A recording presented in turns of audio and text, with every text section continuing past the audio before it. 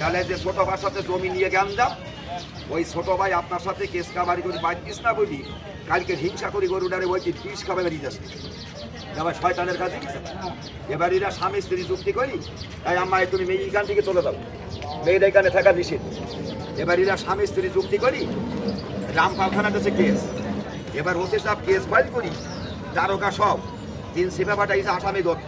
এখন এই ছোট ভাই না ভাই ও আবার তো ঘের পাতারে করে, ও 4-5টা কৃষি নিয়ে জমিতে মাটি কেটে কেটে ওই ঘেরের বেড়ি বেঁধেছে নতুন করে মাছ ছাড়বে বলে।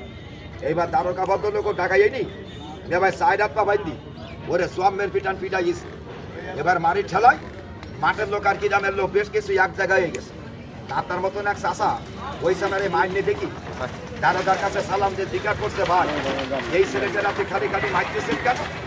দারোগা বলছি, কাকা আপনি শোনেননি এদের ভাই ভাই জমিতে দীর্ঘদিন জ্ঞান দাও, ওই ছোট ভাই বড়বার সাথে কেস কাবারি করে পাচ্ছিস না বলি 60,000 টাকা দামের হয় চাষি হয় বিকি যাওয়ার টাকা আপনি আর পান নাই। জেনারেশনের লোক দেখলি পা বিকেছে কি আপনি এখান থেকে চলে যান, নামা লাগুক আমাকে জায়গায় গেছে সাপের ব্যাপার বলতেন না, যান মাগো চলে যান। আপনারা যেখানে সেখানে লোক জ্বালানি পার হাত পেটি সাথী হয় সিদ্ধিও সেই দিয়ে আমার জেনারেশনে সেই দিয়ে ওই জায়গায় আপনি চাষাই করতে গিয়ে দিকে নজর বেলাই নিয়ে গেলে কাপড় দিয়ে মরি দিয়ে দিলাম।